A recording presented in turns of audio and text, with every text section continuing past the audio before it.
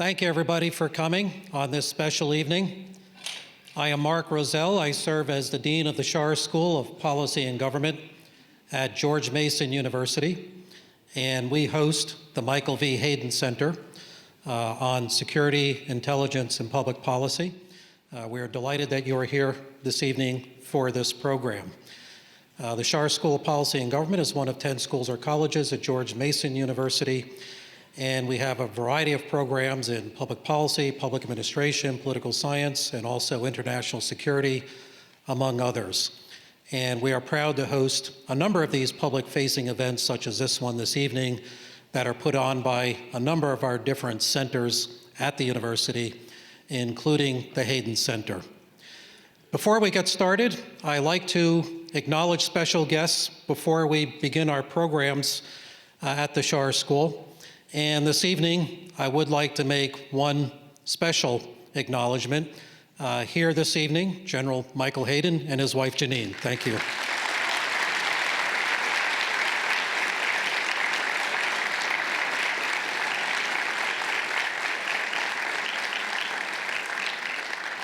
General, thank you. We're thrilled you're here. Thank you for everything you do for the Schar School, George Mason University, and our country. We're really proud to have you here and to host the Hayden Center at George Mason University.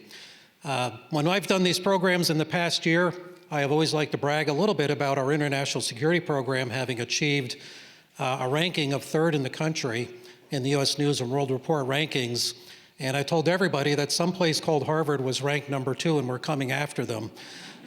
Well, there's a happy ending to this story because as of midnight tonight, when they released the results of the latest rankings, we are ranked number 2 in the country. Yes.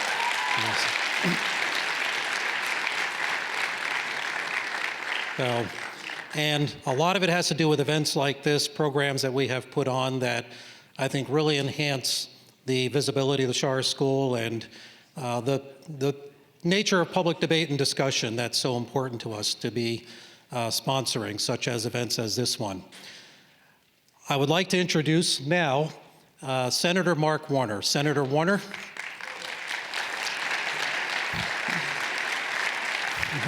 Good to see you, Mark. Mark Warner was elected to the United States Senate in 2008 and again in 2014. He served as governor of Virginia from 2002 and 2006. Virginia was ranked as best in business in the United States when he left the governorship, and importantly, number 1 in public education, which I think we still claim. So we're delighted you're here, Mark, and we look forward to your opening comments. Thank you very much. Thank you, Dean Roselle. Thank you for that introduction. It is great to be here to celebrate. While we are in the district, we are celebrating a great Virginia institution, George Mason, and the Schar School in particular.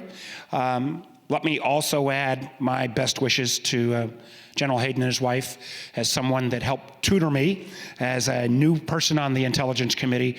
He is someone who has broad respect from all of us that have any way touch the intelligence community. I think you're going to be in for a special evening tonight. Obviously, Mike Morell, who had a long and distinguished career in the intelligence community, will be leading the discussion, and you'll be hearing from 4 former members who have as much knowledge in this space as anyone you could listen to.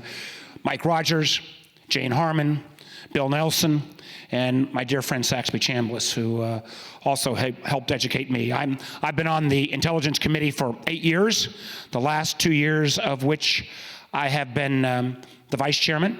It's been a wild time. I know our topic tonight is Congress and the oversight of the intelligence community. We know at times Congress can kind of get in its own way in terms of intelligence oversight. We have actually 3 committees that touch our jurisdiction one way or the other, beyond the Intelligence Committee itself, the Armed Services Committee, and the Appropriations Committee.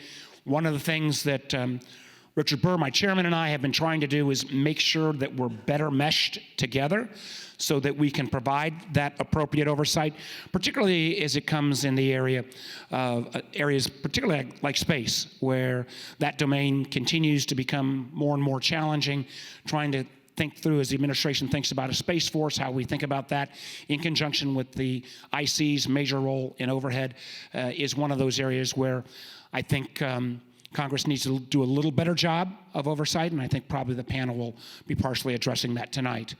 I also want to take some pride, and I say this with some trepidation, that the Senate Select Committee on Intelligence may be the last bipartisan committee standing in Congress at this moment.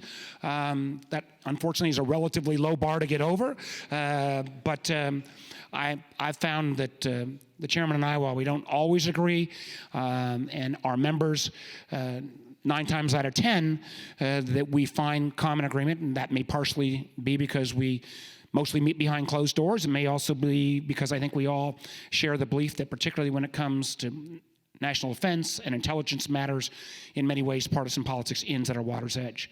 And in many ways, that has been somewhat tested, as we've seen perhaps from some of the other committees. We've had, in the last 2 years, mostly due to the Russia investigation, we've had 12 public hearings. That is more, I think, talking to Bill and Saxby, than the Senate committee has ever had in terms of public hearings. And again, while we are not concluded with our investigation, I hope it is shown to be a model on how we can try to make sure that we, particularly as we look at the Russia situation, make sure on a going forward basis that what happens in 2016 never happens again. And I'm very proud so far, and I'm just giving you the quick opening remarks. You're going to hear the whole panel later, but I would like to point out areas where we already have found absolutely bipartisan common agreement. One, we reached a common agreement reconfirming the intelligence community's assessment, unlike the House, reconfirming the intelligence community's assessment that in 2016, Russia massively interfered in our elections through hacking of information, through manipulating social media, through testing a series of our electoral systems. And they did so to help one candidate and hurt another. Finding that reconfirmation of the intelligence community's work was, I think, a good first step for our process. Second, and I think this took some pushing back and forth, but we managed to determine that, again, in terms of the Russia investigation, that the Russians had at least jiggled the door or the window of 21 of our state's electoral systems. And in many ways, looking back on 2016, I think we were extraordinarily fortunate as a country, because the vulnerabilities that our electoral system had, from voter file security to actually voting machine security, was really a very soft underbelly. And in many ways, we were lucky that the Russians didn't, open those doors or open those windows that they could have. And our committee came out with a series of broad bipartisan suggestions on how we can improve election security. We have seen, in addition, $376 million put into election security. And I'm happy to report, post-2018, that our system is much more secure, although in many ways 2018 is simply a warm-up for what may happen or could happen in 2020, so we need to continue to be on guard. And finally, in terms of where we have found common agreement as well, is on the role of social media. I think looking back in terms of prior to 2016, in many ways, both the intelligence community and the social media companies were pretty much caught off guard about how these platforms could be used to manipulate information.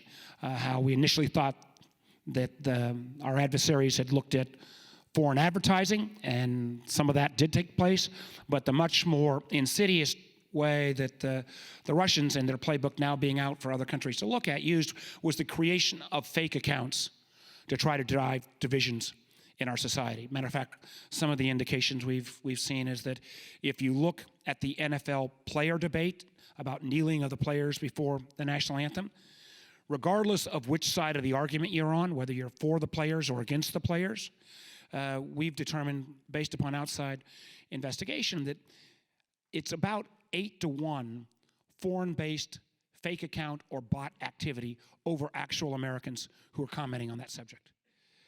And in many ways, one of the conclusions that we've come to is we look at what the Russians did in our elections, we look at what the Russians did in the Brexit vote that's now becoming more obvious, what they did in the French presidential elections, and you add that all together, and it's less than the cost of one new F-35 airplane. So this tool of misinformation and disinformation is going to be an area where the committee is going to have to continue to provide both oversight to the IC, and hopefully some policy guidance. And I think still in the realm of social media, we've got some work to do.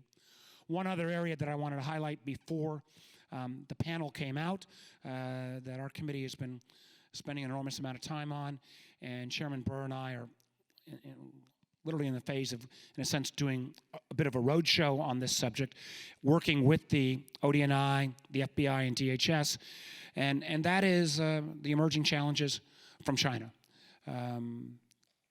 I believe we've seen a dramatic transition in Chinese government and Communist Party activities post-2015 as President Xi has made a massive consolidation of power, an infiltration into many of the Chinese leading technology companies, theft of intellectual property, a whole host of challenges that one of the things we're still trying to work with is to get the IC to be more forward-leaning in terms of being willing to declassify more of this information, frankly, just to make sure that we allow the business community, our academic community, and others to be aware of this threat. Now, China is a great nation, and the United States needs to find a way to work with, wherever possible, China on a going forward basis. But there is also a set of tools and procedures that they are using that, frankly, I think we've been a bit naive to. And again, this is an area where the committee hopes to continue to pursue again, both oversight and policy direction on a going forward basis. I highlight those two areas because they are both extraordinarily important, and they're areas, quite honestly, that I think the role of the committee has been evolving. And it's my hope we'll be able to continue to maintain the kind of cooperative and collaborative relationship that we've been able to show over the last few years. A lot of that was due to, candidly, folks like Bill Nelson and Saxby Chambliss, who served with me and before me on the Intelligence Committee. And my hope is that we can see that return to that kind of approach of bipartisan and putting country first, both continuing in our committee, but also moving forward on the House committee. Having that oversight, recognizing that the role of the intelligence community going forward, its role is only going to increase in importance. That needs to be done in a thoughtful, reflective, and as much as possible, bipartisan manner. Again, the kind of leadership that General Hayden provided for the community for so many years. So, as I mentioned, I am your opening act. I'm now going to turn it over. Mark, who am I turning it over to? Larry. Larry is going to come up and present the panel. Thank you all very much for having me. Look forward to seeing you further.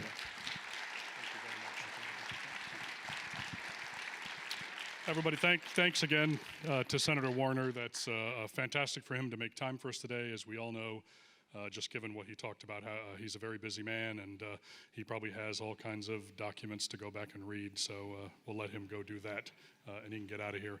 I want to thank you all for coming. Apologies, I understand the security line was a little rigorous tonight getting in here, so I appreciate your all's patience in getting in here. For those of you who have not found a seat yet, at this stage of the game, there are some seats down front here that have pieces of paper on them. Feel free to just sit in those seats. They were reserved for some folks who probably haven't made it or are sitting elsewhere, so please make yourself comfortable. Tonight, we're recording this event in a couple of ways. Number one, C-SPAN is carrying this event live. So that's great news for folks who live outside the area who were wondering if they could participate in the event. So number one. Number two, we're also going to be recording the audio of the event, and at some later date, it will be presented in a podcast that our moderator, Michael Morell, is the hosts called Intelligence Matters. It's a CBS News podcast. It's available for download, and it's also carried on CBS radio stations nationwide. So please check out that podcast. Oversight of intelligence, very, very important thing. But it's something that has not been done for a very long time in our republic.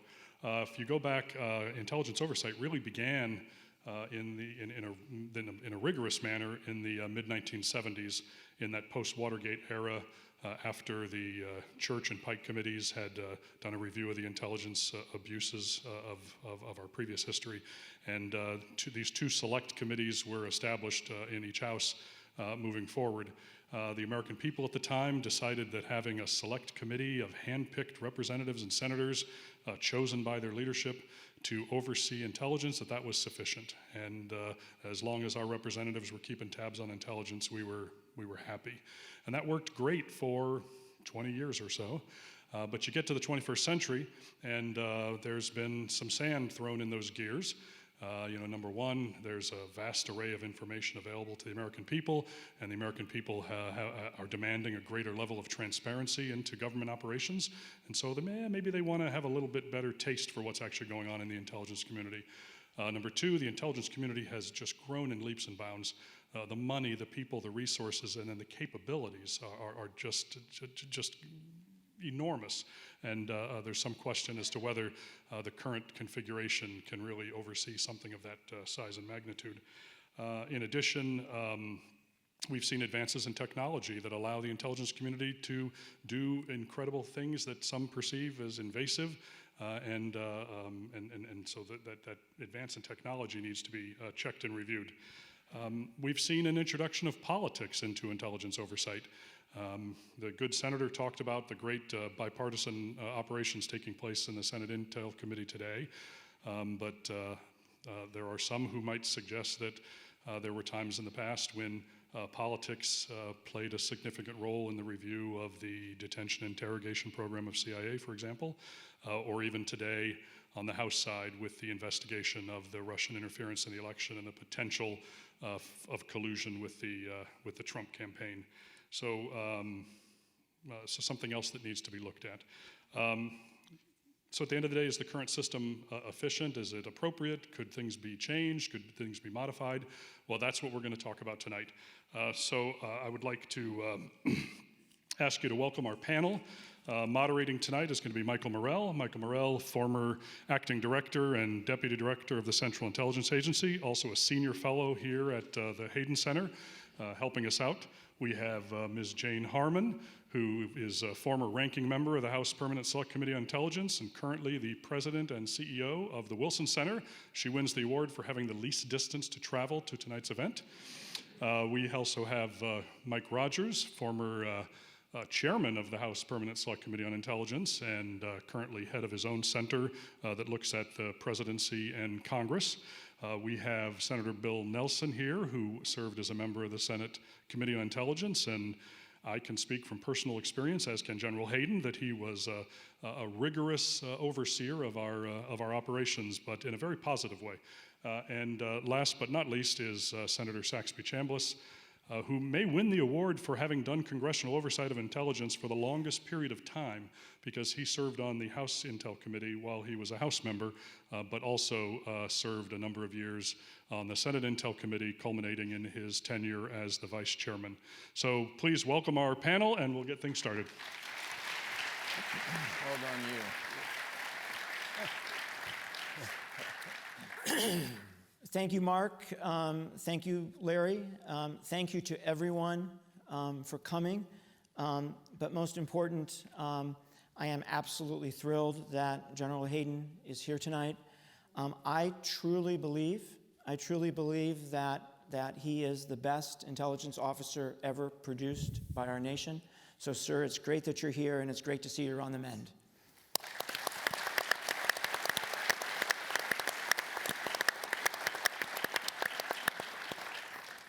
If you read your program, you know that we've got some very special people up here, some great expertise, incredible experience. I will tell you that I worked with each one of these folks, and I will tell you that each one of them is deeply passionate about the national security of the United States. So we are very, very lucky to have them. We have 80 years of congressional experience right here. Which is really impressive. So, great panel. And the last thing I want to say before I ask them a question is we are going to take as a given that intelligence oversight is important. There's not going to be a discussion about that. Oversight in general of the executive branch is important, and oversight of intelligence, I think, is particularly important because the community is made up of a group of organizations that are secret organizations operating in a democracy, and there has to be a process to assure the American people that they are operating the way they should. So that is going to be a given. So where I want to start is I want to ask each of you, and we're going to just go down the row here, we'll start with Jane, is how you saw your responsibilities when you were on the committee.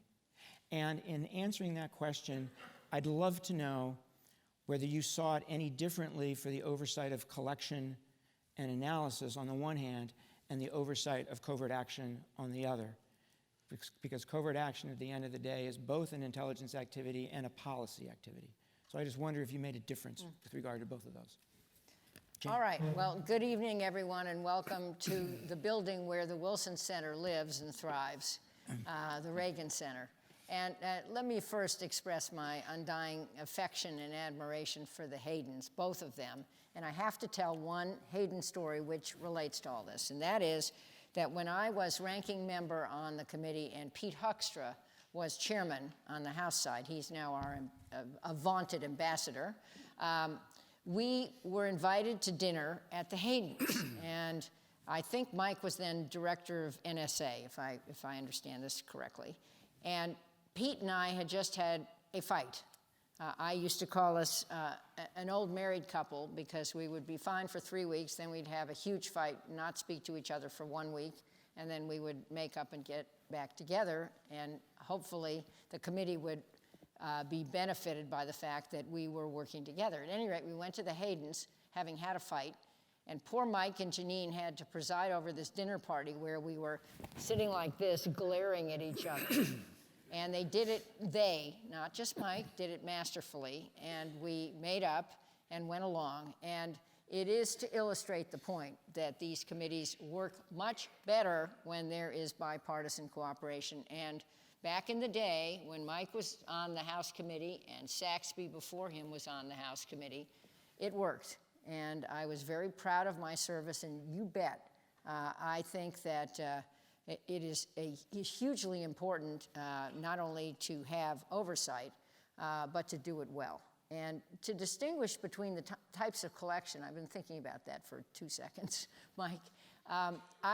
Because I was ranking member, I was a member of the Gang of Eight. And I was briefed on, the Gang of Eight is the chairman and ranking member of each intelligence committee and the majority and minority leaders of each house. So it's 8 people. And Mike Hayden was a briefer, certainly on my watch, for a long time, of the most classified programs in the first term of George W. Bush, right after 9/11. And things like the telephone metadata program, which all of you know because you're all smart, the Section 215 program, which is soon not going to be in effect. But at any rate, I had access to information that others didn't. So I don't know how to distinguish to answer you, but I would say that I took all of it very seriously. And I thought that certainly the Gang of Eight briefings were at an enormously sophisticated level, and I understood that. Some of our other briefings were less sophisticated, and I think it was Pete Huckstra who said, you have to play 20 questions. You have to ask precisely the right question of the intelligence briefer to get an answer that's useful. And I thought that was a problem. But my answer is that oversight matters and bipartisanship matters just as much as oversight. And back in the day, the committees in both houses, I think, played an absolutely crucial role. And I'm hoping that the House committee will be back in this term of Congress and will function on a bipartisan basis. Mike? Yeah, again, I think it was absolutely critically important to the safety and security and the national security of the country to get this piece right. So I looked at it as a review of the policies, and not just covert action gets political. Some of the other collection platforms also ended up becoming very polarized politically when they entered the public debate. So I looked at all of those policy reviews.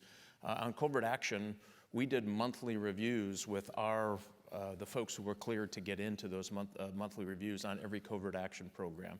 And the reason that we did that was because it's the most sensitive thing the U.S. government does and the thing that could go the most wrong if it were not to go correctly and became known to the public. So we were very aggressive about all of that. And then the budget review was very, very important. It was the way that we provided oversight to the 17 intelligence agencies, the 70 plus is the unclassified number, $1 billion of the way we spent money. So the review of that policy, the review of how we were using those resources, and And then we had that element where if there were disagreements or we thought that they were getting outside of the lines, then we had other means of bringing those folks in to try to make sure that they weren't going outside the lines in a polite way or a diplomatic way. And the last part of this that often gets missed, I think, on these committees, is that we were also there to support the community. We ask them to do really hard, difficult things. And what frustrated me sometimes along the way on the committee is the only time that they got to come up is when we were slapping them about the head and shoulders for something A or B that went wrong, and some of it was serious, some of it, I would argue, probably not so serious. But that last piece to me was very, very important. If we're going to ask you to do this, we need to give you the resources, give you the legal authority, and then make sure you're staying within the lines. If we do that part, it saves on the trouble at the end. But that's the way I looked at congressional oversight when I was chairman. Bill? May I tell a story on General Hayden? You sure may. First of all, it is so great to see him looking so good. And thank you for everything that you taught me. There was one time that I asked him to do something and he didn't want to do it.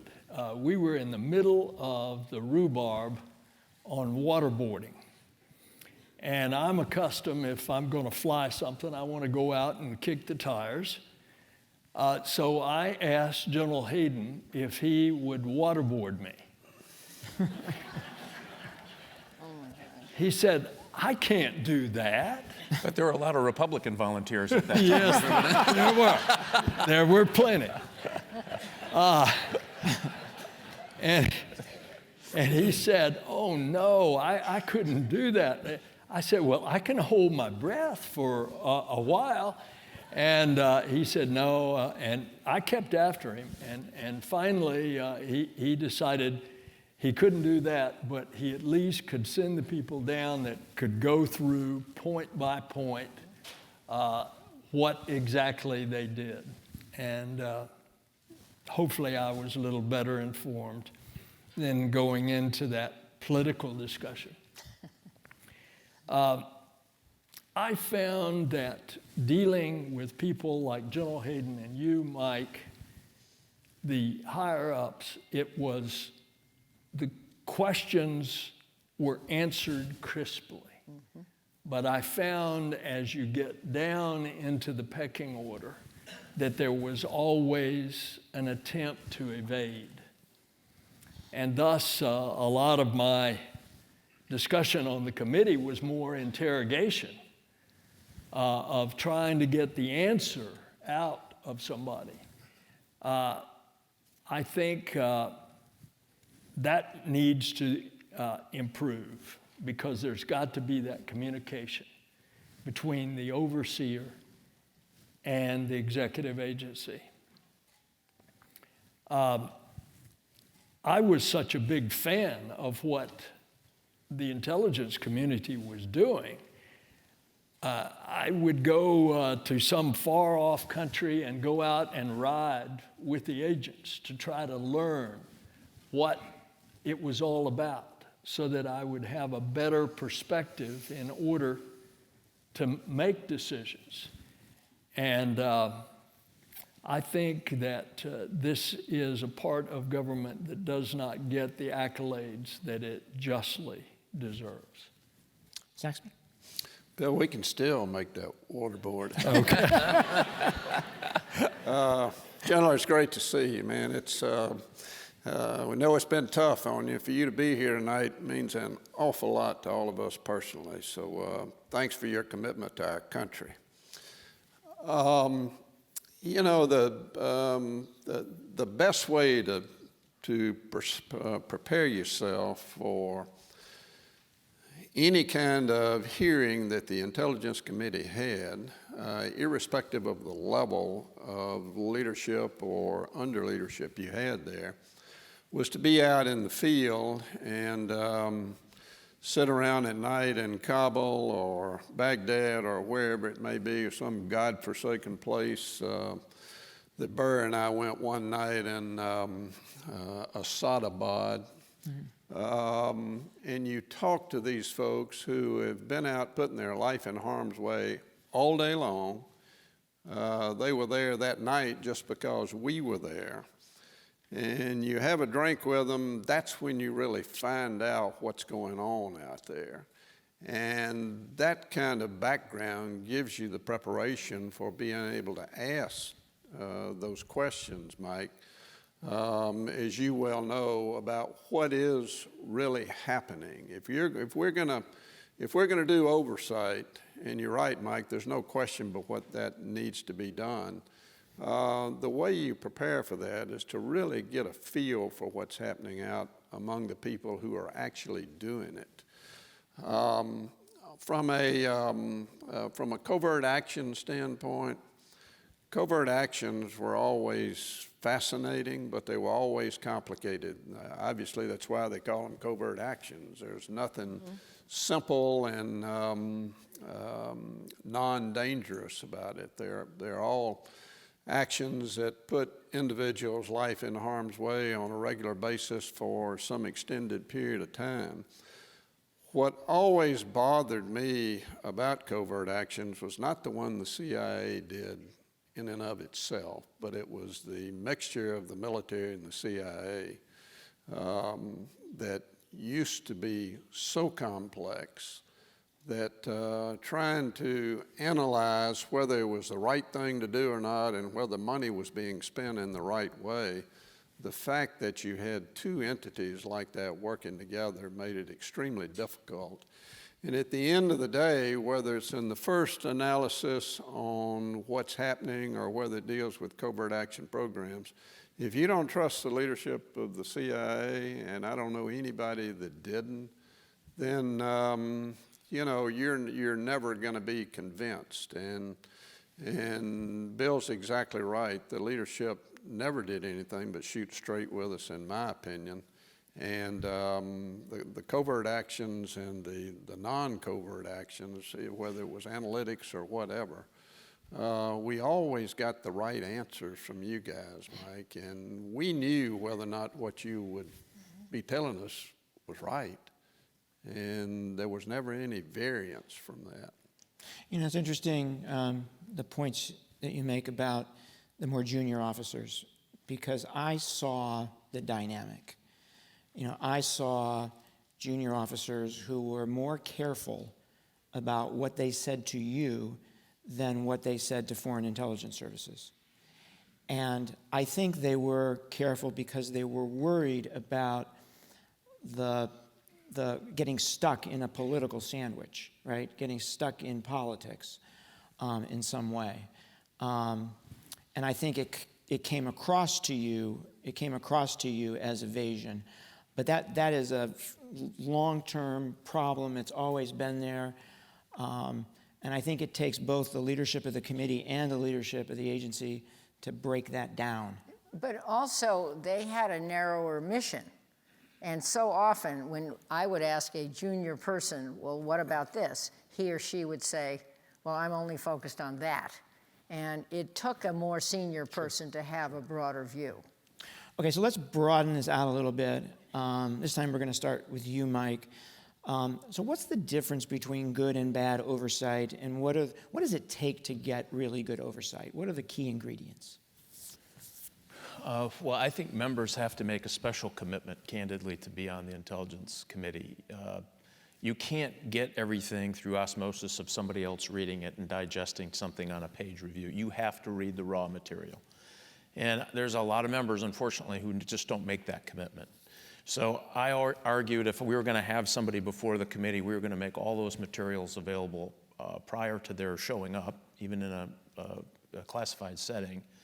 And I expected members to read the material, and that just sometimes just didn't happen. So if you're going to ask those folks to come up, you need to understand the material, including, by the way, the broader context. You can't just say Operation A to find that glass of water and then really understand what's going on. You need to understand the room and the water, the glasses, and all of those things. And so what happens sometimes is the oversight gets too myopic. They focus on that one thing that may have gone wrong or that one briefing that didn't go exactly right versus the whole picture of everything that's going on.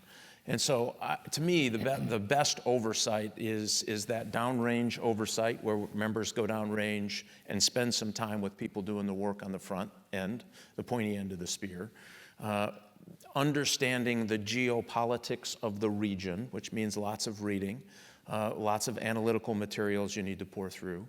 And then understanding the program and what particular event it was trying to solve, or what collection you were aimed at. And so if you get those layers of depth, then I think oversight becomes a lot easier. And it doesn't, again, that doesn't mean we always agreed. It doesn't mean that the intelligence community always agreed with the oversight activities. That's going to happen, and that's okay. As I used to say, when I would ask for something, no is just a long way to yes. And as you know, and it's good, it's healthy, it's at the end of the day. But again, to me, if you're going to do proper oversight, and the other piece is leave the politics out of the room. There are plenty of things to fight about outside the door of those committee hearings, plenty to fight about. And I just think we didn't do a great job, and I don't think they're still doing a great job of leaving the politics out of the room. If you're in that committee to find the one thing to run outside and say, I caught them doing X, you are doing a disservice to your country. And so that's the part that I think gets us gummed up on the bad side. On the other side, being informed and being very aggressive about your duties. It is a major consumption of time on that committee because you have to do the reading. You have to do the traveling downrange and talk to people. But I think that makes better oversight of something that's really an important piece of our national security apparatus. Bill? Well, I would certainly identify with everything that you said. Let me amplify on the politics. The politics gets in the way of good intelligence and certainly good oversight. I never did like to go to the public hearings with intelligence officials because I was afraid I was going to say something that I shouldn't have said, because I wanted to be free to explore whatever the issue was.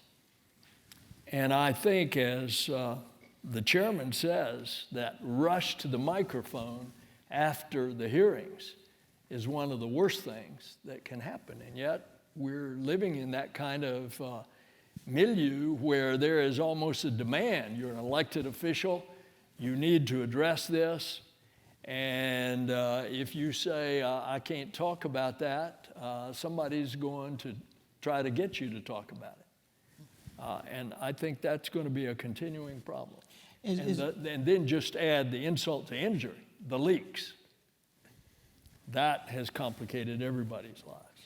The difference between the way the SSCI has approached the Russia investigation and the way HPSCI has approached it, is it personality-based?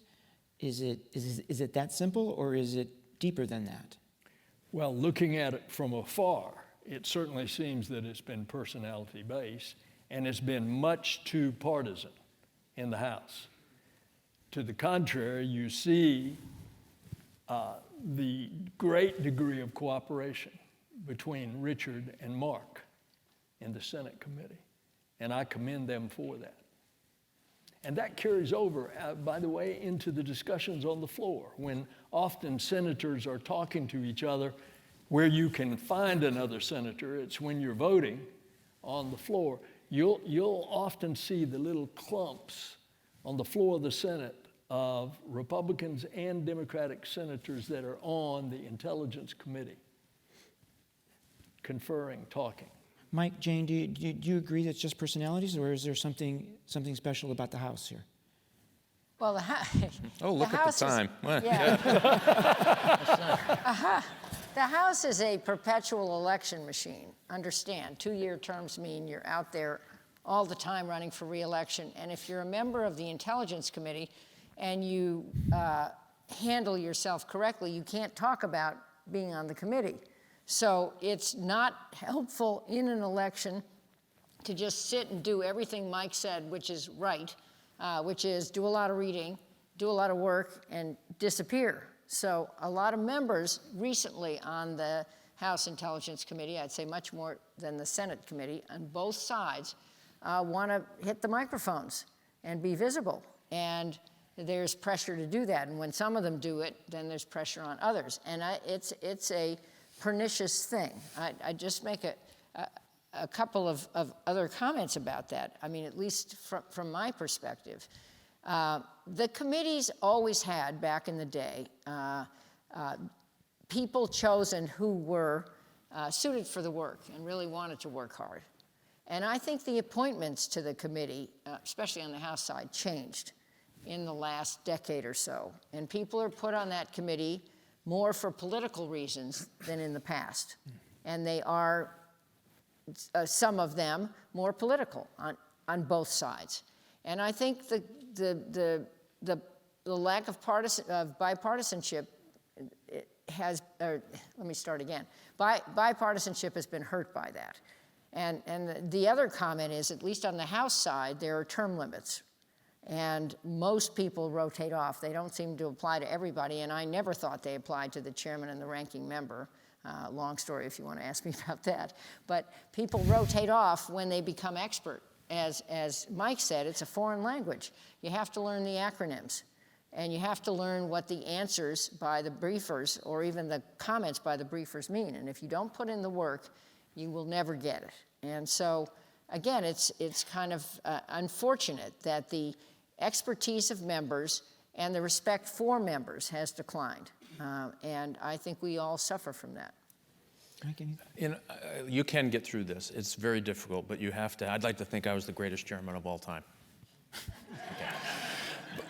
Would have never, ever happened that we had any success at all if we hadn't gotten together with Dutch Ruppersberger and we both decided together to do this. It wouldn't have worked. And we would have had the same problems. And this is a true story as I am sitting here. We had finally agreed. We hadn't been able to get an authorization budget in 5 years on the committee. And it was all for political amendments that really were designed to score points outside of the doors. Nothing that had to do with proper oversight of a $70 billion budget. We couldn't get it done. So we agreed. We sat down when he became ranking member and I was chairman. We said, listen, I will stop every Republican poison pill amendment if you stop every Democrat poison pill amendment. And we shook hands on it, and we both stuck to that. And that can be uncomfortable, as you all can know that, right? And when we finally got the first agreement on that first budget, we were down in the basement of the Capitol, and we reached over and we shook hands, and the building shook. I wish I were kidding. Do you remember the earthquake? We've decided we caused that on that day. Oh my God, what have we done? I mean, literally, we had to get up and get out of the building. And two things happened with that. This is the other piece of that. We also did something pretty unique at the time. We said our staffs are going to brief budget matters together at the table in front of all of us. No more, you get your budget staff brief and we get our budget staff brief and then we fight about it. That's done. And what that did is it set a signal to the staff that we're serious about this. It can't be just us. It's got to be you too. And there was some triumphs through that process, and there were some low points during that process. Not that we agreed on everything, but over the course of time, I think the team started gelling, understanding that our goal and purpose here was to get this right. It doesn't mean that the Intelligence Committee does everything right. It didn't mean that we didn't as we used to call it, the wire brush treatment, when we have to bring I them remember. up. And, we took that pretty serious. We took that as a big part of our responsibility. If we were going to do things behind closed doors and not be able to engage the public, then we better take it seriously. And so I do think you can do it, but you have to have both parties willing to do this. And it is personality-based in that regard, I guess. I think it's unfortunate that it's personality-based, because I think you can, candidly, you can talk to people in the intelligence community today who say they would rather, go to Butte, Montana in an assignment than go down to the Intelligence Committee for a briefing. And, this is dangerous. I don't think people understand. This is dangerous. That means it won't be 20 questions. It'll be 100 questions. It won't be, your top briefers and your best analysts unless, people are forced to go in the room. That creates a level of tension that's not healthy to getting the right information. So I hope they get back to this. I hope they start leaving, candidly, a Russian investigation on the Intelligence Committee about the finances is no place for that investigation. Is a great example. It shouldn't happen there. A, they don't have the resources to do it. And B, they're going to have to hire folks to come in to do it who aren't related to the proper oversight of the 17 agencies. And what that tension will do, I mean, there's other places you can do that in Congress. You can do it all day long. That's the kind of thing I'm talking about. You have to take that stuff out of the committee and let the committee do what it's supposed to do. And it's hard, and if you do it right, it's time-consuming and difficult and not always pleasant. And so I do think, unfortunately, they've got themselves in this Gordian knot where they can't quite get themselves out of it. And it's really unfortunate. And I argue not healthy for the intelligence community. They'll pay a price for this over time because something may or may not get caught that not caught, bad word, discovered, addressed, thank you, better word. That's why he was an analyst for the CIA. That's why he was so good in front of the committee. We could never get him to go the wrong direction. To be fully There's accurate, one other though, aspect of this that we need to make sure we state, though, and that is that none of us would have ever been able to be prepared or be able to do our job without good staff. And Jane and I were on the HIPC together when 9/11 happened. We were on the subcommittee on terrorism and homeland security. I was chair. She was my ranking member. We did some really good stuff in the aftermath of 9/11, but we had great staff working hard for us. Two of them happened to be former CIA guys that you remember, Mike. And the same thing is true over on the Senate side. Without great staff on both sides of the aisle, Senate's a little bit different in that all staff works for the chairman and the vice chairman. Even though you may have designees, staff designees, everybody works for the chairman and the vice chairman. Diane couldn't hire anybody that I didn't agree to. I couldn't hire anybody she didn't agree to. And that was a great way for it to work. And I got two former staffers here tonight, Hayden Milberg and Tyler Stevens. Tyler and I spent a week in the jungles of Colombia chasing drug folks around. And it's that kind of dedicated, committed staff that gets you prepared for, number one, who the witnesses ought to be and what the questions are you ought to ask them. And we were all blessed with good staff during our years. So the president's rebukes of the intelligence community, public rebukes, what advice would you have for the current leadership of the two committees about how they should think about that and how they might want to work with the leadership of the community to ensure that there isn't any damage or you minimize the damage from that kind of thing? How would you think about that if you were still there? Jane. Well, carefully would be one answer. But just thinking about several of these comments, and we're all good friends up here, and we've all worked closely together, so you have to start with that. And you also have to start with the proposition that the terrorists aren't checking our party registration before they blow us up. So it is really important to have accurate and timely intelligence assessments. I think this. The president is the president. He is the duly elected leader of our country.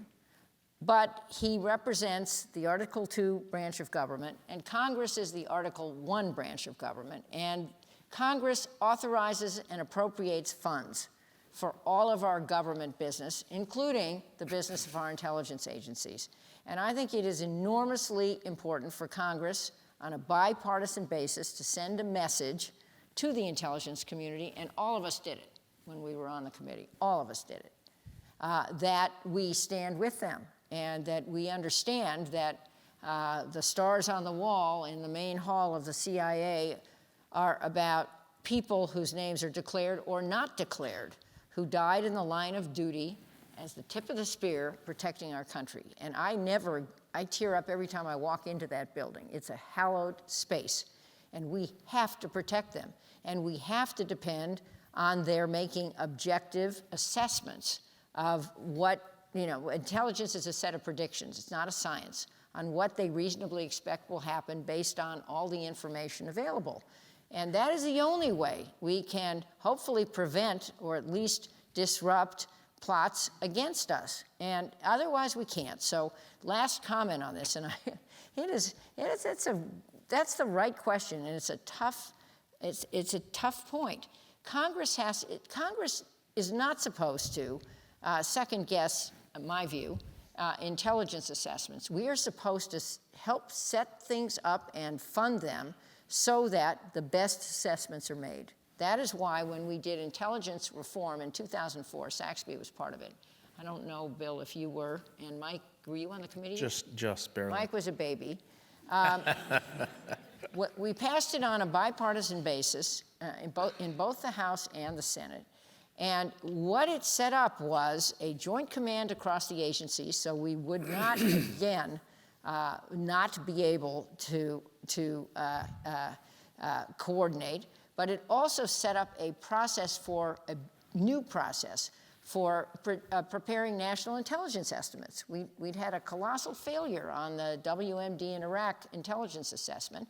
And this process includes things like featuring dissents by government agencies, having what I always called an outside book review by a panel of experts, and vetting sources. I mean, this seems pretty obvious, but that wasn't done effectively before. And now it is. And guess what? NIEs are so much better. And that's the role of Congress, is setting the process so that the people who know their jobs and put the country first get it as right as possible. Saxby, let me ask you the same question about the president. Well, I'm not sure what the president expected to hear from his intelligence community when he was inaugurated. But clearly the right kind of intelligence message was not getting through to him. It's okay to disagree with the intelligence community if you're the commander-in-chief. I wish he would do it more in private. And I remember, Mike, you were directly involved in this, the 2007 NIE on the Iran nuclear program, when they came back and said that they had discontinued operation in 2003. We all thought that was crazy, and I remember the leadership questioned that. But you did it the right way. There was never a front page story on the New York Times about it. So there's a way to be critical of the intel community and a way not to. I do think that there was a lot of redemption on the part of the intelligence community that just happened recently, and that's a meeting with Kim Jong-un. Clearly, the DNI-led intelligence community found these instances of violation of what Kim said he was going to do within North Korea. And the president walked in there with all the allegations that he needed substantiated by the intelligence community. And, you know, thank goodness the president has recognized that. So, you know, it's evolving, and I hope that positive step leads to more positive comments coming out of the White House. I believe that there is an extra obligation on the part of the leadership of the intelligence committees to rise above the partisanship in working with the intelligence community when there is a disconnect with the White House. And I think you see character when that happens. Mike? I just don't think it's helpful to any degree. I mean, I think it's healthy for the intelligence oversight committees, even the National Security Council, even the president to challenge NIEs. That's great. They're not 100% right every time, and we should challenge the underpinnings of these often, and we often did that. And I think it's a better product, better informed members, better informed decisions when that's over. Again, doesn't mean the Intelligence Committee was wrong, but all those challenges should happen. Publicly doing this is not helpful for the work of the men and women who are overseas trying to get other folks to work on behalf of the United States as well. And as somebody who still does a lot of international travel, I can tell you it has an impact. And people are thinking, gosh, why would I work for you guys? You don't even believe in yourselves, right? Why should I take a risk? If you don't believe in it, why should I believe in it? And so they don't make this different parsing that we might hear domestically in politics, that it's this president or that president. They just see the United States doing X, and it doesn't sell well overseas. And I think that's where I think the administration needs to take particular care and caution to say, you want to have a disagreement with the intel community? Have at it. You should absolutely do that. But there are channels, there are processes to have that happen. And that's where I would keep it, because I do think it has an impact on operations overseas, and I hate to see it. And I hate to see the morale where, they're tough. Candidly, one president is not, or one administration, or one even leader is not going to get them off of their mission, and they're not pouting in the corner and hiding under their desk and sucking their thumb. That was me on most of my hearing days. No, it wasn't. But I will say, they're going to get out and they're going to do their work and they're going to get up the next day. It's just not helpful. And I argue we don't want to make their job any harder than it is right now. And I would hope that the president would start to acknowledge that these are his people trying to get it right so that he can make a good decision when he travels overseas or makes a foreign policy decision. It also has an impact on recruiting, and that's another part of this. If the best people don't join our intelligence community, what are we going to have in 5 or 10 years? Before we go to questions, is there anybody on the panel who thinks that there should be major changes to the way oversight is done? Or is it tinkering at the margins at this point? Well, I made the point a little earlier about covert action programs where you've got some sort of combination of Title 10 and Title 50.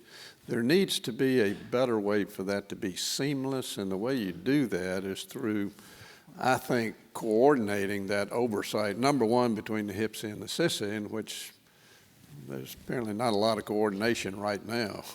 But that has to happen.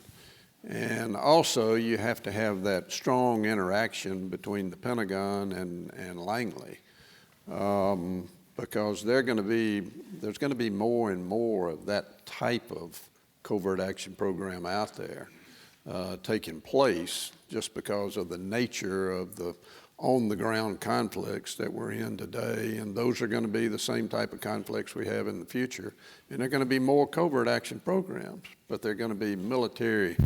There's going to be military interaction with the intelligence community, and it's got to be more seamless. Yeah, I was just going to jump in there too. One of the most frustrating things, so we in the House at least did both the national intelligence budget and the military intelligence budget in the same place, which was helpful because it gave us some extra insight into some of the military activities.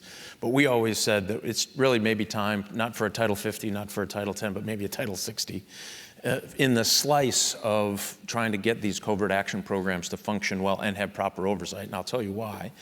I mean, the legal complications for taking Unit A and making it work with Unit B in place C was almost comical. And I thought, we're doing this to ourselves. Nobody sees this, number one. And number two, we're doing this to ourselves. We are making this so hard and so complicated that it's wonder that any of these things work when they're done, right? I mean, most of the effort is in the back half of the operation. And so I really do think that we've got to change the way on these covert actions. I agree with you, Saxby, 100%, that there has to be a way, and it doesn't have to be the entire committee on both sides, but it has to be maybe a smaller subset of members. And then they ought to go through and look at all of the things that we have to do. They call it chopping and all of this other thing that's now got its own vernacular to try to get some of the military guys to work with the civilian guys to do Operation A. And by the way, in the middle of it, of some of these covert actions, the law changes, right in the middle of it. I mean, it is the dumbest thing I've ever seen. I think you know what I'm talking about.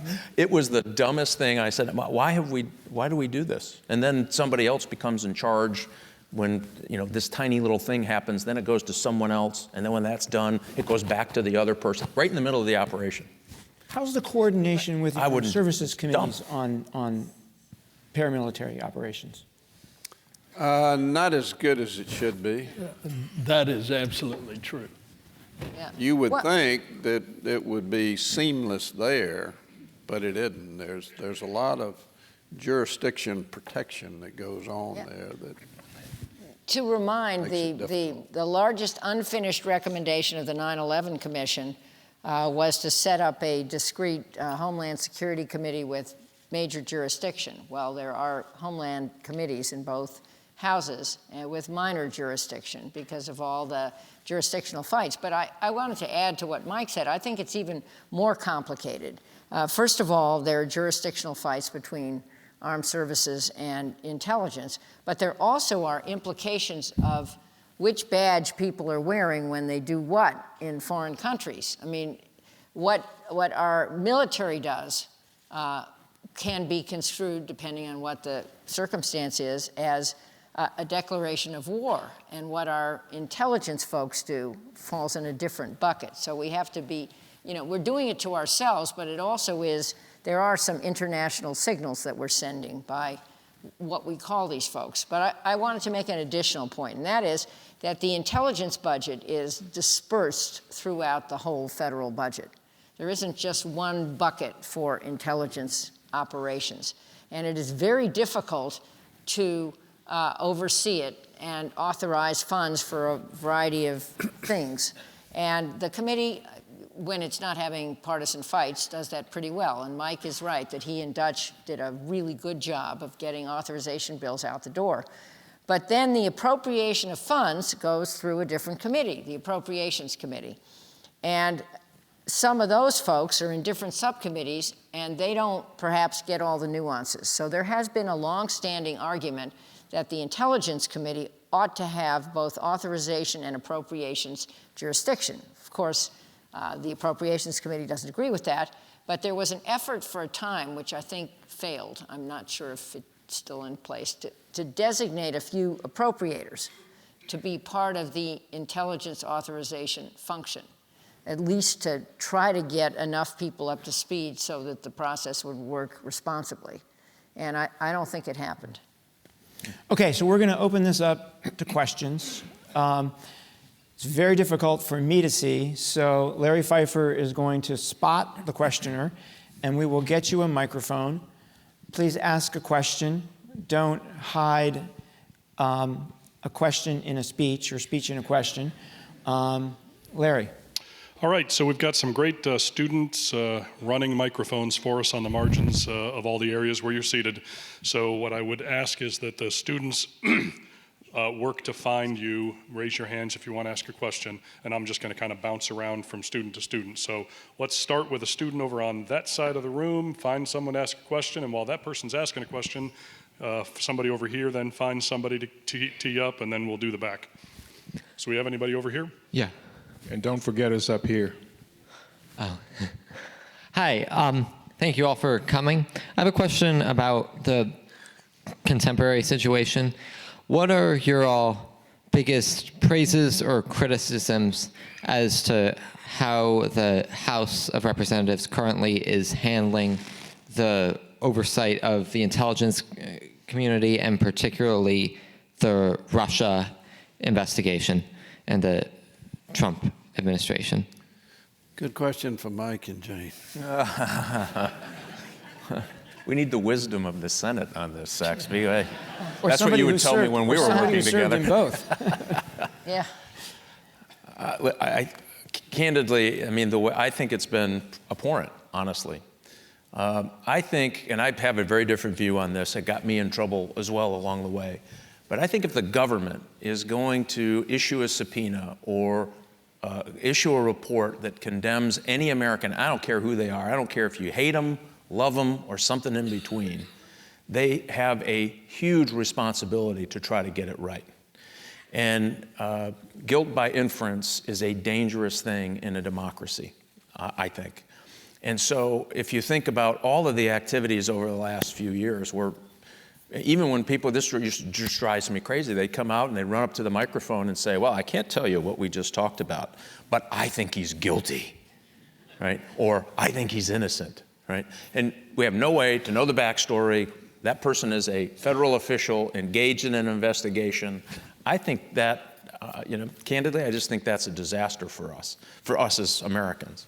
So I wish they'd get away from all of it. Again, I feel pretty strongly that the Intelligence Committee is not the place to be investigating finances of fill in the blank. There are other committees for that work. And they need to get back to the regular oversight. I know for a fact that they are not doing the kinds of oversight that happened when we were in Congress. I know for a fact it's not happening. Why? Because you only have so many hours in the day. They're spending their time on things that get you on TV, but might not be proper oversight. And I think eventually we're going to pay a price for this. Something's going to go wrong. Everybody's going to point fingers. They didn't tell us, or they did tell us, but I can't remember, or they locked my head in a safe. I couldn't talk about that either. All of those things are kind of going on right now, and it worries me a lot. I think it's dysfunctional at a very high level. So earlier Mike talked about jurisdiction, right? And basically said HPSCI should not be looking into the question of the president's finances. That belongs someplace else in Congress. Who makes that call? Is that a call on the part of the chairman of the committee? Is that a call on the part of Adam? Or is it in the leadership of the House? Or where is that? Well, it can't happen without the leadership's blessing in that regard. And it is the chairman as well makes that decision. The chairman could say, I'm not doing that. That's just not what's happening. So and if you look now, every committee is going to investigate the administration. Now, I'm not saying whatever you think of the administration, take that off the table. Is this the functioning government that we want? And candidly, I was pretty vocal about what happened in the last 2 years as well. I was pretty open that I didn't think that's the kind of government we wanted either when it came to this oversight question. And so I just think we're going to have to come to grips. What do you want your Congress to do, number one? And number two, when it comes to proper oversight, and I think there's a very important role in that, how do you do it in a way that protects people's character and dignity? I'm old-fashioned. As an old FBI guy, I like due process. I think that's kind of an important thing in our Constitution. That seems just to be gone. And in the court of public opinion, anything goes. And that's what we're getting, churning up in the committees. When the Ways and Means Committee now has an oversight committee to investigate the president. The Intelligence Committee has an oversight committee to investigate the president. I mean, it's getting to the point where you're thinking, all right, I get it.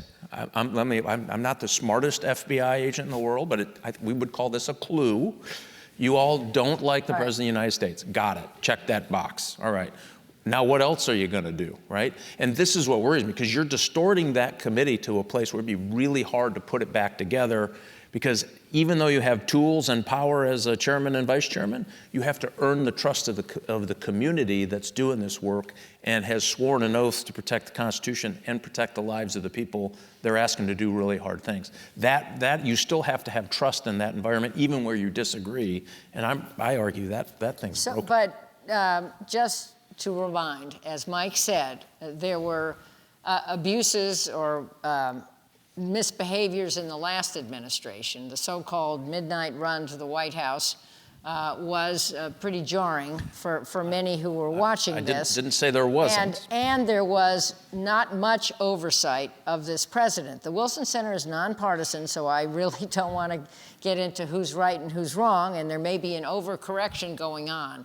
But I do think watching this from afar, relieved that I am watching this from afar, heading a nonpartisan organization that I think performs pretty well in that space, that the Speaker and the Minority Leader have an obligation to rein in bad behavior and to try to make the House, especially on issues like this, put its best foot forward. That is working to some extent, not working perfectly. Hopefully, there will be some course correction, and the Intelligence Committee, especially in the House, will reclaim its mantle under prior times when all of us tried as hard as we could, all of us up here, to not be partisan and to try to put the country first, which is what our intelligence community needs to do. Next question. Okay, let's take one over here. Thanks very much, Dave Buckley. Who used to work on the House Intelligence Committee. He was a brilliant member of the minority staff. Thank you, Mrs. Harman. And also the Inspector General of the CIA. Here's the question. But who's counting? When you consider all of the activities of the 17 agencies, from a committee perspective, how do you decide what gets the attention of the committee in a given year? How do you actually sort through what you're going to focus on in conducting oversight. And the second question is, we've seen an expansion of the inspectors general within the community. How effective are they in helping you do your oversight? Thank you. Saxby, you want to take that one? Sure. Well, I mentioned having good staff is so critically important earlier, and that's another reason exactly why you have to have good staff. You can't, as a member, I don't care how much you read or how much time you spend in the field, trying to keep up with what's going on in all 17 agencies is just not possible. But staff does know what's going on. You got different staff members that are responsible for each of those 17 agencies. Now, we always started with CIA, the NSA, or when the DNI was created, the ODNI, because they're at the top, and particularly the ODNI, everything is assembled underneath the DNI. So you always start there, but at the end of the day, Tish Long is here, and Tish did a great job at NGA, and well, I don't know, this audience is a little more educated. Most people probably had never heard of NGA, but certainly don't have any idea what they do. But it's important for every member of the committee to understand what every single committee does, but trying to keep up with the oversight of all 17 of them is just very difficult. But with good staff, you can do it. As far as the IG, we couldn't, I mean, the government, federal government would not function properly without good IG work. And I don't even consider that oversight work. I consider that investigative work. And not just when there's a problem, but you avoid problems with good IG work, and we depended on that. Okay, so why don't we, is there a question on that mezzanine level up there? Up here, yes. Look up. Balcony. Senator Warner asked about the oligarchs interfering. There's a company called New Knowledge that's funded by the founder of LinkedIn. They've been interfering in the 2020 presidential election, and they interfered in the Alabama Senate election. Can you say something about companies like that and the private money, the unlimited private money in politics? Not sure what the question is. Yeah, I'm not following the question. I'm afraid. Yeah, can you please rephrase the question? So there's government money, and then there's private money posing as government money. So how do you differentiate? I'm assuming you're talking about the social media effort to influence political campaigns. Is that, if that's what you're talking about, let me just take that for a second. I work with the German Marshall Fund. There's a group that tracks what the Russians are doing, and we try to make it transparent. So if you go to Hamilton 68, I know General Hayden is also involved in that, and it's great to see you, sir, who has never given up the mantle of that best intelligence officer, by the way. And I always said, whatever happened to him in the last year, we're all not sure, but he sure got a lot better looking, by the way. I want you to know that. It's Hamilton68.com. So what we were trying to do is track what the Russian trolls and the bot armies were doing, and then make it available for the public to get on and take a look so they can make an informed decision. This is going to be a very difficult thing for the country to go through, is trying to decipher what is legitimate speech, even if you disagree with it, speech, and what is speech that is outside of, the origins are outside the country with the sheer effort to try to create chaos and other things. And I heard Senator Warner talk about it, rightly so, about what the Russians were doing, and I argue very effectively. They didn't change the election, they didn't do that, we're not saying that, but what they did effectively is pit black activist groups against white nationalist groups because they were trying to raise the noise and the chaos. They tried to pit Muslim groups against Christian groups in the United States. And the goal for that was to try to create chaos and anxiety. And what their goal was is to make Americans not like each other. And it's pretty hard to argue that they weren't successful in that, given our political climate today. And so this worries me a lot. I don't think we have a good handle on it. There's lots of government groups looking at how you get ahead of this. And you have to be really, really careful. You don't want to take something down that says that is just freedom of speech, something that's they're expressing themselves according to the U.S. Constitution on the First Amendment protections. But at the same time, you don't want the Russians pretending to be an American who is clearly trying to disrupt and create chaos. And candidly, we've done some good things leading up into 2016, into 18. And hopefully it's getting better between now and 2020, but it will happen, and they are engaged. And my fear now is not just the Russians. Other nation states have also determined, hey, this is a very cheap, low-consequence way of causing trouble for the Americans. I'm in. That part worries me more than anything. And just to remind, it was the intelligence community unanimously that told President Obama that the Russians were interfering with the 2016 election. And he then communicated that information, or they did, you did, to the incoming Trump administration. So they got it right. I mean, the precise dimensions and the evolution of this are past that briefing, but they were right. And we should have heeded that warning more effectively than we did. Bill, you wanted to say something? I think as an external threat, this is one of the greatest threats that we're going to be facing, the cyber threat.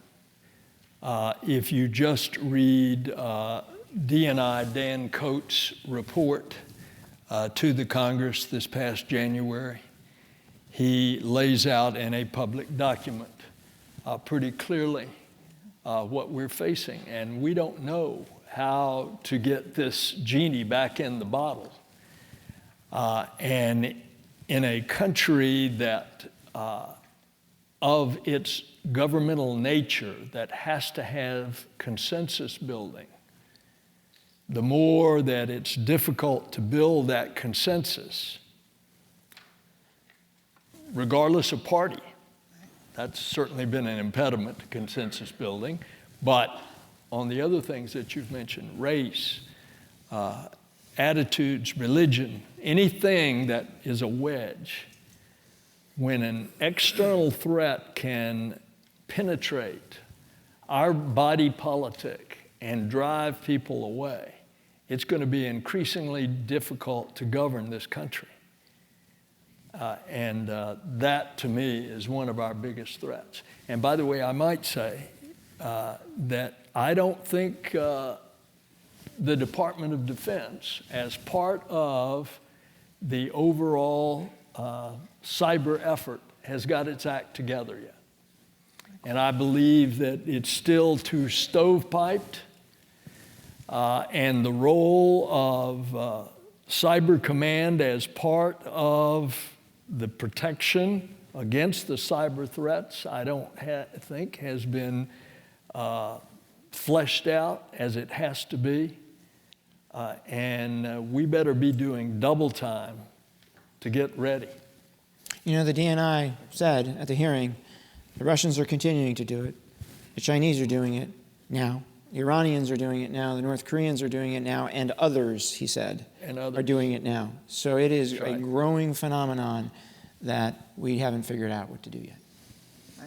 We really did some good intel work. The community did good intel work during the 18 elections, though. It was headed up by NSA, and obviously all of the details can't be told, but let me tell you, the community did a spectacular job with the 18 elections. So where does... And by the way, it wasn't that folks didn't try. Oh, yeah. And it wasn't just the Russians. It's they're coming at us from lots of different directions. But we were better prepared this time, and our folks really did a good job. All right, let's go over to my right, over here.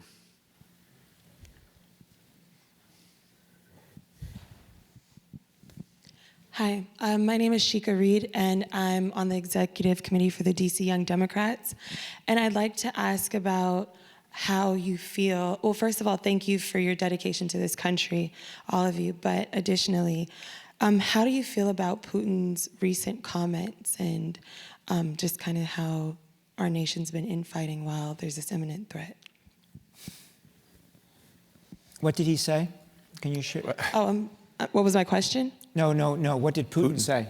So that we're all in the same. That there are missiles that can reach America, like within, I think it was within hours or within a short time period, and that they're specifically directed at the Capitol. And just, I mean, he's just been kind of making some. So how do you see the Russia threat? How do you think about Putin? What should we do about it? I'm happy to take it. The hypersonic missiles is what you're talking about. So and candidly, there's, I think, a mixed bag on can he really accomplish it. Right. But the fact that we do know certain technologies like that exist, do they have it? Have they mastered how that works in a missile system? And if they do and they have that capability, that is a game-changing event in counter-missile technology. That is a huge, huge thing. If you're a small country, when's the last time you ever bought anything that said made in Russia? Yeah? Not often. Those little dolls, I think. Those are pretty good. Vodka. Yeah, vodka. Yeah, that too. That's pretty good too. But you have to have a lot of it, I guess, apparently, to make that work. Oh, work with me, people. Come on. So he's got a whole bunch of problems on the horizon. His population is declining. The economics of Russia are really not very strong. Outside of natural resources, they just don't have much going on. So he knows that, and what he's done is invested wisely into things that he knows can project power. Submarines, he just launched a whole series of submarines with missile capability that he showed for the world, which he wanted to do when he fired those missiles, version of our Tomahawk missiles, into Syria. He wanted to do that. He wanted us to see it. He wanted the world to see it, to show that he's doing this. So this guy's a bully for sure, and he's going to use all the things that he has, knowing of all the things he doesn't have. Economy is not on his side. He has a great intelligence community. We should these folks are very, very good and very effective and very mean, right? And so that gives him a little leverage. So and cybersecurity is the one place where he knows, or cyber warfare, where he knows that he can have an advantage. He can destabilize things, either social media or destructive attacks. And we've seen, Senator Nelson mentioned how it's getting worse. That about 2 years ago, we would see about 10% of all nation-state attacks were destructive. Last year, the estimate is at 40%. And it's not just Russia, it's other ones too, meaning they're coming in and trying to turn businesses off or break things in businesses or cause economic harm. That's a huge policy shift, and it was really led by the Russians, and others are following suit. So I think we need to continue to meet trouble with trouble, let them understand that we're not backing away. Continue to offer sanctions where it makes sense. And we have to build our international alliances in a way that focus us together pushing back on Putin activities. And, if you look at where he thinks he is, 20% of Georgia is now occupied by the Russians. He owns Crimea. He's announced troop movement in the Arctic. He is world-renowned for messing in the 2016 election. If he was successful or not doesn't matter. The narrative counts. Every decision in Syria has to go through him in Tehran. Those are all big wins for him. And so the more you allow him to look like he's strong at home and strong internationally, hurts us, I think. And so I do think we have to get back into the regular order. We know how to deal with tyrants. We have to be patient. We have to do it together with our international allies, and we have to be aggressive about pushing back when he tries to get out of line. And we have to play to our strengths. Our economy is so much stronger than any other economy in the world, at least now, and his asymmetric strength is to meddle in the countries surrounding Russia, which is what he's doing militarily and using weapons like cyber and propaganda. There's a huge Russian diaspora in all of those countries. So next month, there is a large NATO event here celebrating the 70th anniversary of NATO. And today it's on the airwaves that Mitch McConnell and Nancy Pelosi are inviting the Secretary General of NATO to speak to a joint session of Congress. My view, that's a really cool idea, because NATO is the world's best defense alliance. We are a member of it. Most people in this country support Article 5, which is the common defense provision, and it is the policy of the United States, certainly Mike Pence stated it recently, to support Article 5, and having the Secretary General there to talk about it and to answer some of the tougher questions before Congress, which strongly supports Article 5, is a great way to push back on Russia. We have just a couple minutes left, and I wonder if we could just very quickly go down the row here. Saxby, let's start with you. What do you want the American people to know about the women and men of the intelligence community? Number one, the intelligence community is made up of very dedicated and professional men and women, not unlike our armed forces, that put their life in harm's way every single day. We have some of the most technologically advanced individuals that are members of the intelligence community, and sometimes we feel like we got to make sure they're challenged if we're going to keep them. And let me tell you, in the days that we live in today, they are challenged every single day. But it used to always amaze me the caliber of the individuals that you would meet in these faraway places that are in the middle of nowhere, and yet these people who nobody knows their name, they have no uniform, but they are performing human intelligence gathering or SIGINT intelligence gathering while bombs are going off all around them, and yet they never tell you anything except that, boy, isn't it a great country we live in, as that other bomb is going off. And they're just some of the greatest individuals in the world, and it's always been a privilege and a pleasure to get to know those folks, young and old, even you, Mike. Bill. We were glad you were there. That is certainly accurate, what Saxby said, and I would add that the work product is usually accurate. And the American people ought to know that.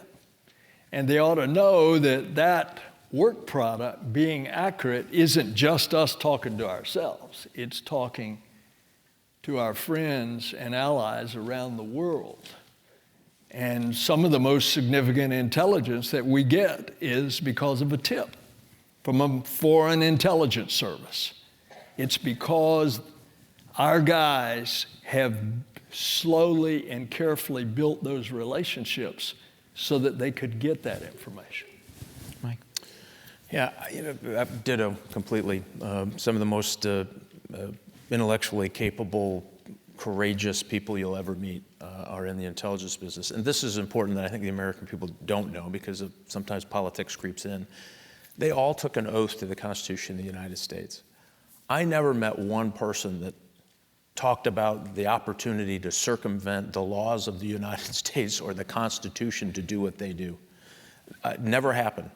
Now, sometimes they bump into things, but it is always because they believe they are legally right and doing the right thing. And so I know there's a lot of suspicion, and it's easy to be suspicious of something you don't understand and can't see and can't touch and you can't ask questions of. But I would say that we ought to stand in reverence of what they are accomplishing for us internationally and the leverage up that they provide the United States of America in the national security space. And if they do it right, this is what they know to a person. They know if they do their job right, it isn't about getting into conflict. It's about staying out of conflict. And you can have these conversations at those fireside chats and crazy places, like Miram Shah or Peshawar or fill in the blank. And when you get a chance to get around these folks, it's inspiring to know that they're out there working for the team, and they try not to pay attention to what's being said about them. They just try to get up the next morning and go after what they know might be the one day they save either someone's life or save some conflict from Americans getting into it. And that's what always struck me about the people. And I'd add just two more things. One, they have families. And in many cases, their families don't know where they are or what they do, because those things cannot be disclosed in order to protect them. And those families are heroes too. And number two, leaks get people killed. If we reveal sources and methods, and for example, those in foreign lands who are working with us, they get killed. And when people's identity is disclosed inappropriately, they get killed. And if our methods are shared inappropriately, and this has happened too, with the public or with others, and those methods are compromised, we don't have the tools to find out the plots next time. So there really is a reason for the intelligence committees in the House and Senate to do their jobs well and to authorize and fund the right activities by our intelligence community and to support the people in it. And I think the point of this conversation was about that, intelligence oversight. And just a big thank you to all those currently serving in Congress and their staffs who are, in most cases, working to get it right. They really deserve our support. And last word to Larry. All right, thank you everybody for coming. I'd like to invite you to the next event, which will be the final in this series we've been doing on accountability of intelligence. It will be looking at the media's role in intelligence. We're going to have the great Andrea Mitchell there. We're going to have David Ignatius there. We'll have Peter Finn, National Security Editor of the Washington Post, and Suzanne Kelly, who is CEO of Cipher Brief, which many of you are familiar with, online resource. I know Michael has enjoyed this evening very much. It's a very rare opportunity for someone in Michael's position to actually turn the tables on his former inquisitors. And I stand in awe of the information we got tonight. I don't think there's a man or woman in this room who isn't going to walk out the wiser for having spent this last hour and a half with these great Americans. So please, a round of applause for our group. Great job as always. Thank you. Bill. Hey.